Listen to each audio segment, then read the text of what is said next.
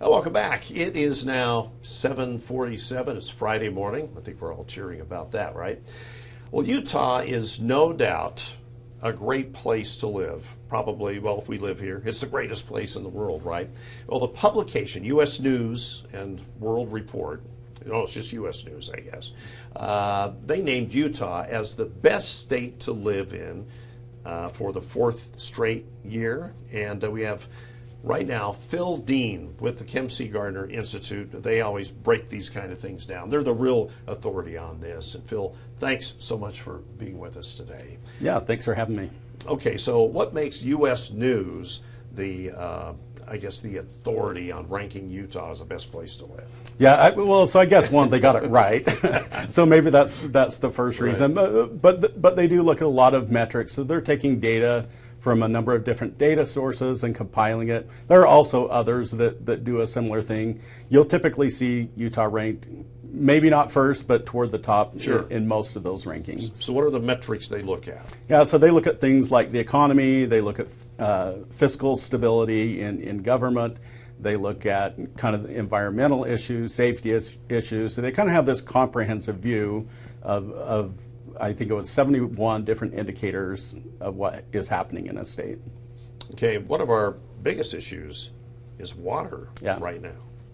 Yeah, that's a massive challenge for us as a state. It always has been, and it's this thing that, whether there's drought or not drought, water is a limited resource here in the state, and we have to be judicious in how we use that water.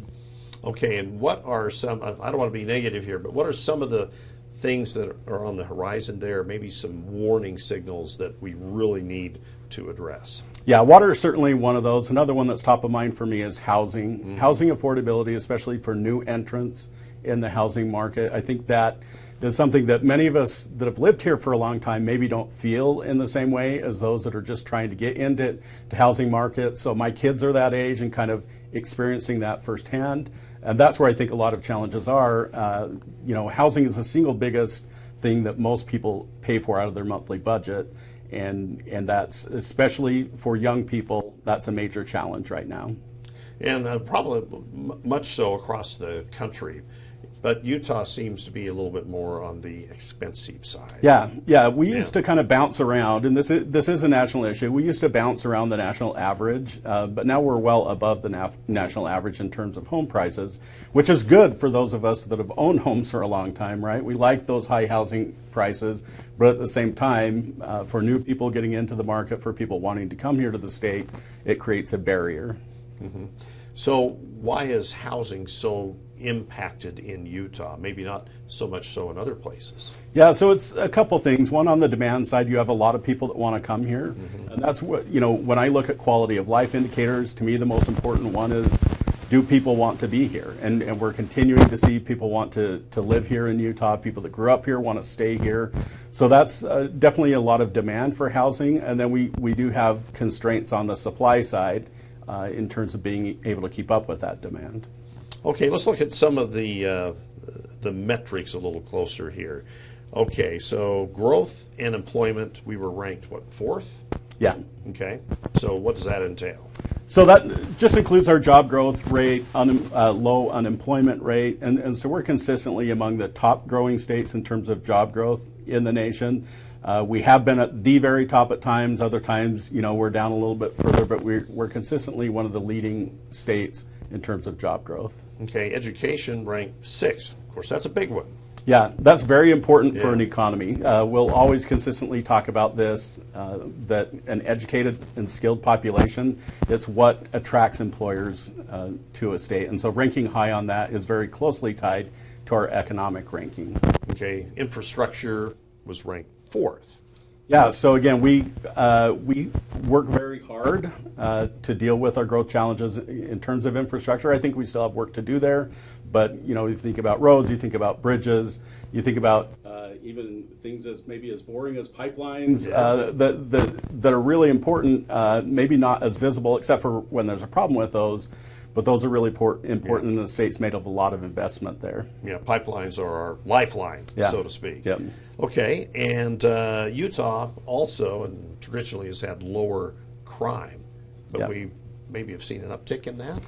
Yeah, so Compared to other locations, we do quite well. Again, this is a comparison with other places. We still have challenges here, you know, both in crime and other issues. It doesn't mean that we have no challenges in this area, but it does mean that comparatively we do fairly well. Okay, well, let's talk about the natural environment. And we were as low as 48th out of the 50 states, and that's due to what our air quality issues that we have, maybe water enters into that too. So that's a pretty low rank. Yeah, those are the main issues I think of. You know, I certainly think this year of wildfires, and that also relates. But our two direct looking at water and air quality. So we're always constrained from a water standpoint here. As I said before, that's why we need to use the water that we have wisely. And then air quality, just the nature of the mountains around us. When we get some of that trapped in the inversions, that creates air quality challenges for us. What about our hot weather? Is that going to drive people away?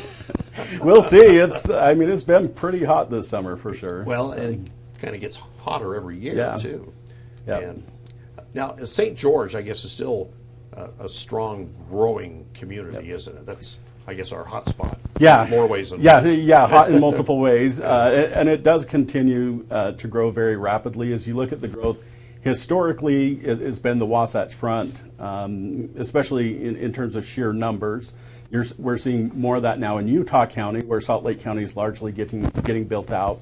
But then Washington and also Iron County are both growing quite rapidly, and we do expect that to continue into the future. Mm-hmm.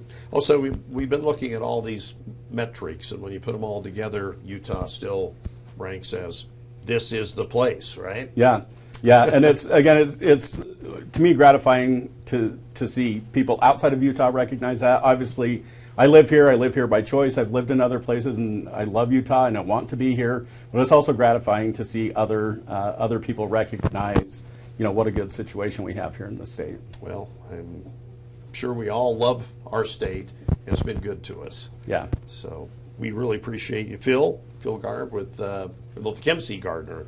And Phil, we appreciate you coming in and being with us today. Oh, they tell me we have a little bit more time. Okay, so another thing that we probably need to talk about is looking ahead. I mean, you have our legislature, government officials. What do they need to hone in more to, I guess, maintain this #1 ranking in the state? Yeah, I look at the major challenges. I think we've covered what our major current challenges are, and they're working to address them. That said, we need to keep that progress moving forward. We have to deal with water issues and the Great Salt Lake, specifically here along the Wasatch Front, the challenges that we have there. We have to figure out how to get more water to the lake. We think about our air quality challenges. Again, air quality is some of the best that it's been in the history of the state. You look back decades, we've seen improvement. And that said, we still have more that we need to accomplish. And then I always go back, especially from an economic standpoint, to housing affordability. Housing affordability, I think, is the challenge of our generation, and we have to grapple with that. And some of that means changing how we do housing, and that can be hard, right, to transition from how we've historically developed to how we need to do that moving forward. But I think that's our single biggest long-term barrier to growth right now is housing affordability for new entrants. I think everybody probably agree with that. One quick final question. Tech has been big in Utah. Does that continue to grow? Yeah, although we have seen moderation there. So it continues to be an important sector for our economy.